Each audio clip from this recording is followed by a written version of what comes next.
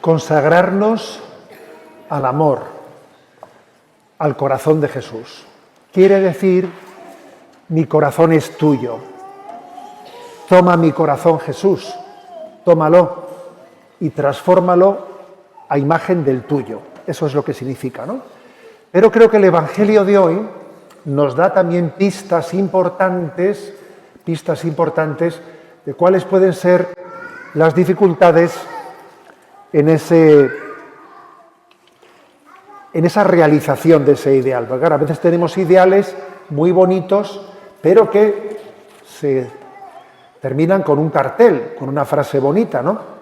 Voy a apuntar esa idea que me ha gustado y apunto en la idea como si lo bonito fuese la idea, ¿no? A ver, si la idea no es cuestión de que sea bonita, ¿eh? A veces coleccionamos frases bonitas, yo también, ¿eh? O sea que a veces yo también tengo un archivo con expresiones de esas que nos han hecho bien y las guardo, las colecciono, son perlas preciosas que me ayudaron y ahí las custodio, las atesoro. Bien, está bien eso, pero entendedme lo que quiero decir. Cuando así un poco lo ridiculizo, tenemos el riesgo de coleccionar frases bonitas, frases hermosas, pero sin poner la atención en lo que es, y yo esto, ¿cómo lo llevo a la práctica? Y esto después ahora, ¿cómo acontece? ¿Cómo acontece? Entonces creo que el Evangelio nos preserva de esa tentación.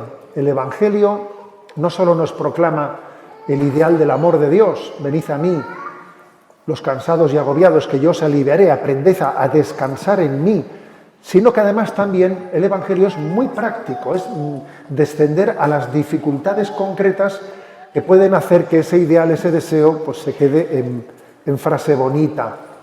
Y el Evangelio de hoy, por algo será que el Evangelio que hoy se proclama es el Evangelio del sembrador, el del sembrador, la parábola del sembrador. Que por cierto, dice el Evangelio que Jesús la predicó ante una gran muchedumbre, pero que cuando se quedaron en solitario, los discípulos le dijeron: Jesús, explícanos eso que has dicho, explícanoslo. Y Jesús se prodigó en esa explicación, que agradecemos mucho, obviamente, porque nos ayuda a entender que las dificultades principales para la acogida de la palabra son tres. Son tres. Lo primero es caer en cuenta de lo que es la predicación de la palabra. Lo primero es caer en cuenta de que cada vez que leemos la Sagrada Escritura o cada vez que la Sagrada Escritura se proclama y se nos predica, Dios está sembrando. Hay una siembra de Dios. Dios siembra a voleo.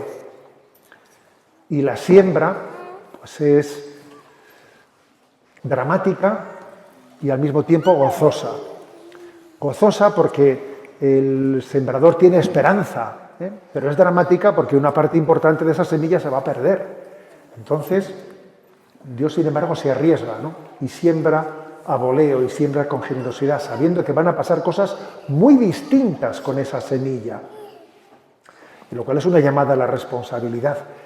Y digo que en esta parábola se nos habla de tres enemigos de que esa frase "me consagro al corazón de Jesús" sea cierta o se quede en un mero ideal. El primero, el riesgo de la indiferencia.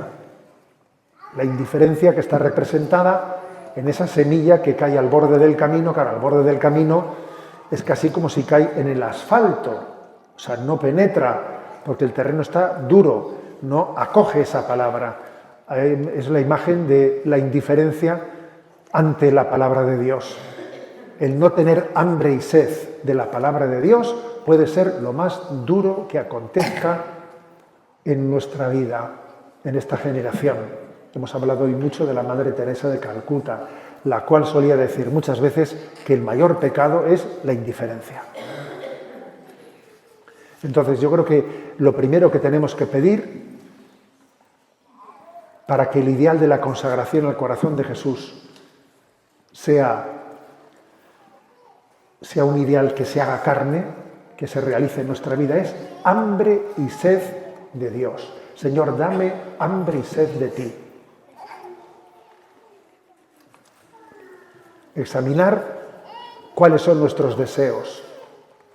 examinar cuáles son nuestros sueños, nuestras aspiraciones y entender que solo hay un sueño en nuestra vida, que es el de hacer nuestra la voluntad de Dios. Señor, dame hambre y sed de ti. Y en medio de nuestra tibieza, en medio de ese riesgo que tenemos, ¿no?, de asistir a la Santa Misa, de escuchar una predicación, de ir a un retiro, pues sin verdadera esperanza, sin verdadera expectativa de que Dios me ha invitado y Él me está esperando, tenemos que luchar contra ese gran enemigo, que es la indiferencia, la desesperanza. El segundo enemigo, si el primero es la indiferencia, el segundo es la inconstancia. La inconstancia, que está reflejado pues, en esa semilla que cae en terreno pedregoso, que al principio prende con fuerza, pero que en cuanto que la raíz va para abajo, pues no tiene profundidad suficiente porque hay piedras y entonces termina secándose, ¿no? Esa imagen de la inconstancia, de que cuántas cosas las comenzamos, pero las dejamos a medias, cuántas cosas no las rematamos. ¿Cuántas veces a los niños, ¿no?, nos han dicho eso? Lo que has empezado tienes que terminarlo. ¿Se acuerda alguno que le han dicho en casa eso? Lo que has empezado no lo has terminado. ¿Alguien se acuerda? Tú dices que no, ¿eh? Pues yo sí que me acuerdo de que a mí mamá y papá me decían, eso que has comenzado no has terminado. ¿No os ha pasado de decir, voy a empezar a aprender, yo qué sé, con mucha ilusión, aprender la guitarra y me canso en un rato y lo dejo ya porque no sigo ensayando? ¿No os ha pasado eso nunca? Yo creo que sí. La inconstancia es la dificultad de no vencer nuestra carne y nuestra sangre. Es propio de nuestra condición humana ilusionarnos y cansarnos. Los sueños que nacen de la carne y de la sangre suelen tener mecha corta. ¿Sabéis? Tienen mecha corta. Enseguida, sin embargo, cuando algo nace de la voluntad de Dios, Dios nos da el don de la perseverancia.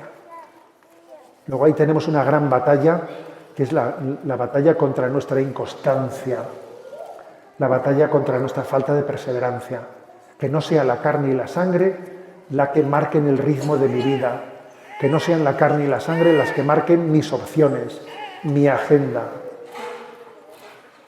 Que la apetencia no sea la que dicte mi discernimiento. Es tan importante eso, que la apetencia no sea la que lo marque, que yo distinga claramente, ¿no?, lo que es la voluntad de lo que es la apetencia. Y el tercer enemigo, decía que si el primero es la indiferencia, el segundo es la inconstancia, el tercero es la incoherencia. Indiferencia, inconstancia e incoherencia. Y claro, la incoherencia está reflejada en esa semilla que cae en un terreno en el que, aunque no sea pedregoso, pero es un terreno en que hay muchos abrojos, malas hierbas.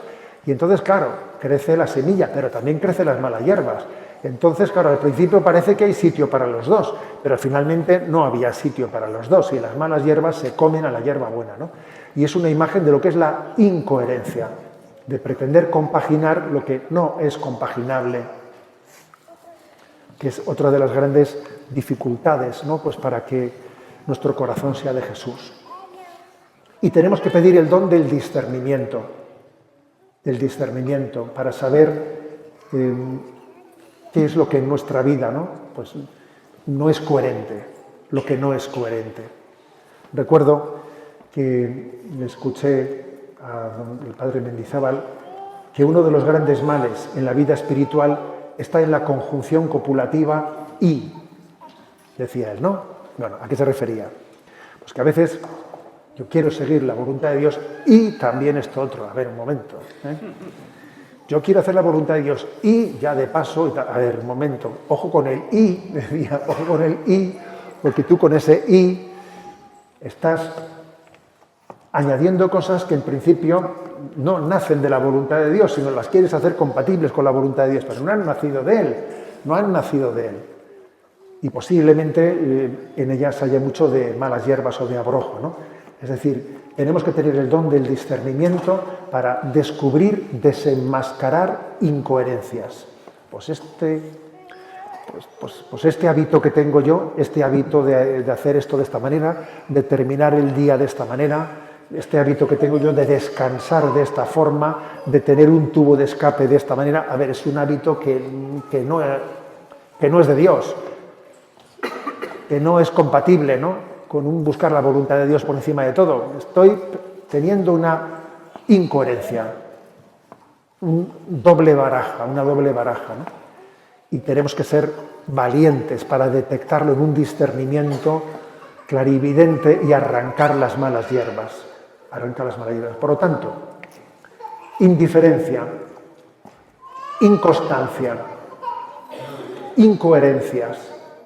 Creo que el Señor nos dé la gracia, ¿no? Porque por algo este Evangelio, no sé, pues estaría inspirado por el Señor de que este fuese el Evangelio que se iba a proclamar cuando íbamos a reflexionar sobre consagrarse al amor, consagrarnos al corazón de Jesús, y queremos, ¿no?, que el Señor nos autentifique en ese deseo. Señor, yo quiero tener ese deseo autentificado, porque tú me darás la gracia, ¿no?, de consumarlo, tú me darás la gracia de realizarlo en mi vida. Que el que comenzó en nosotros la obra buena, él mismo la lleve a término.